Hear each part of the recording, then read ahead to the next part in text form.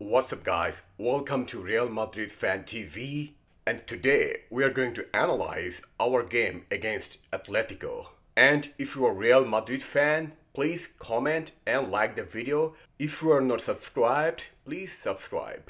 Starting with the lineup, we had two big changes. Bench is back from injury and Asensio came ahead of Rodrigo.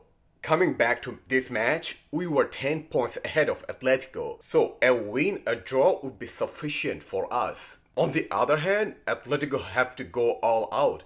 They have to beat us if they have any chance for the title. However, Atletico's performance was far from that. Beginning of the match, they tried to press high. However, we were composed and calm, and because of our total control and dominance, Atletico could not create any chance. When we have the ball, we try to attack from left or right side.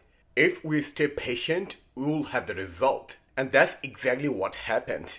Modric had a nice interception and then he passed to Casemiro and Casemiro passed to Asensio and Asensio had a beautiful pass to Vini and Vini had what a sublime pass to Benz and Benz had a fantastic volley. The pass from Vinicius was phenomenal. Aside from shooting, Vini is improving his visions. And if you notice, last couple of matches, his passing was getting better and better. One assist for Vini and one goal for Benz. You can see the celebration of Benz, like how happy he was. One goal up and we know what to do. Control the tempo, play from the back, use midfield more effectively to create chance. And yes, we did not create a lot of chances at first half. However, we had total control of the match. Atletico never posed a threat at first half. Their best attack was from a free kick from Griezmann, which was really good free kick, but Courtois saved it. If you are Atletico, how do you play like this?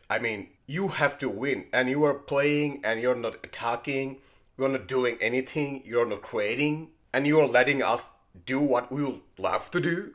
As you can see, their only shot on goal was from Griezmann's free kick. We also had another shot towards the end of the first half. Vini had a good shot, but Oblak saved it. The angle was so tight that Vini had no way to score a goal from that angle. Going back to second half, Jovic came in for Benz, and Simeone also made two changes. One of them was João Felix. And to be fair, since João Felix came in, just after the break, they were creating a couple of chances. They had one shot in whole first half. Since João Felix came in, they had 3 shots in 5 minutes. When Atletico was pressing high at the beginning of second half, our midfield like Casemiro, Cruz and Modric dropped back in the middle and Asensio also dropped back to help Carvajal. On the other hand, Vinicius also dropped back to help Mendy defensively. So we closed up the middle space. There was no way Atletico could create chance and they were struggling. Only way they were trying to score goal is from crossing and set pieces and from long shot. And most of their long shots was useless. At 61st minute, Jovic had a hold-up play and had a beautiful pass to Vini. And Vini saw Asensio was totally unmarked. Then Vini passed to Asensio and Asensio had what a finish. What a beautiful goal. He scored a beautiful goal against Inter and again another goal today against Atletico. A decisive goal. But we have to talk about Vini's passing. His passing and visions improved so drastically this season compared to previous seasons. Though he did not score goals this match, he got 2 assists. 2 goals up and the match is over, partly because of Atletico's play style. Despite being 2-0 down, they weren't attacking at all. At this point, they're probably thinking of being at top 4 rather than winning the league title. Their football is atrocious. It's so boring to watch. However, for us, another dazzling performance, very solid performance all round. The way our midfielders played, especially Modric and Cruz and Casemiro, was fantastic. And our defense was perfect. And to remind you that we won 10 games back to back. And most of them being against big teams like Sevilla, Bilbao, Sociedad, Inter and Atletico Madrid. I was really scared of all the big games and we won all of them.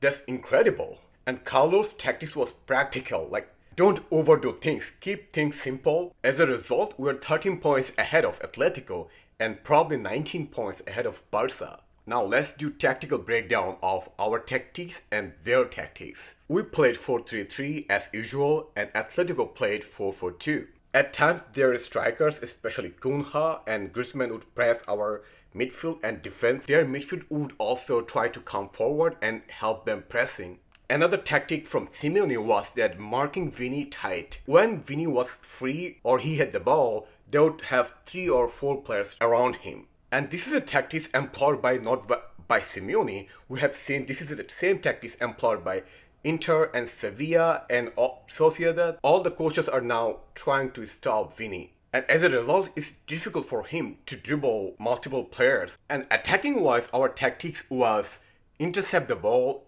take the ball forward fast, and use left or right to create chance. And that's what exactly we did in our both goals. Another tactic imposed by Simeone was that they would press Cruz so fast, we should make it difficult for him to pass. To combat that, what Carlo did is to bring Modric close to Cruz so that he can do 1-2 pass and break the pressing. And we saw time to times that we were successful doing that. Modric and Cruz combo and Casemiro were really effective in their tactics. Another tactic from Atletico was using long shots as their weapon. However, their long shots was ineffective. And if you see the heat map for our first half and their first half, we predominantly tried to use the left side where Vini plays. As you can see in the heat map, we did not create a lot of chance from the right side. It's mostly from the left side. On the other hand, Atletico created most of their chance from the right side. And most of their chance came from Llorente tried to cross from the right side. At second half, Simeone had a crucial change by bringing João Felix. João Felix would drop to the left side and do 1-2 passes with other players, and as a result, he was creating a couple of chances. Later on, as we maintained our defensive line and we were compact, and Modric and Casemiro helped defensively a lot, as a result, they could not create chance. And even in second half, most of our attack came from the left side. Our chance creation from the left side was 57%, from the middle we had 17%, and from the right we had 26%. On the other hand, Atletico has a well-distributed chance creation from left and right that approximately 38% from both sides, and in the middle they had 22%. Another tactics from our side was that Cruz would drop back very low, like close to Alaba and Militao, and Cruz tried to distribute the ball from the low defensive line. Now, player ratings and performance. You might find it crazy, but the man of the match has to be a tie between Courtois, Modric and Vini. I'll go one by one. First, Vini. Why Vini deserved man of the match? As the stats tell us, 2 crucial assists and beautiful assists. He definitely deserved to be man of the match. Yes, he did not score goals. He was really a threat in Atletico's defense. I mean, he created a couple of good chances. And Modric, I mean, he might be 36, but the way he outplayed Atletico's midfield was amazing. And he's probably the most press-resistant player we have in our club right now. His link up between from left to right, especially with Cruz, was really helpful for us to create chance. And don't forget that our first goal was because of his interception. And Courtois because he was phenomenal again. I mean, he saved, I think, 7 chances. And 1 crucial chance at the last minute of the game. Like, João Felix has a really good shot and he saved. And he almost got injured. Overall, another dominating performance against Atletico Madrid.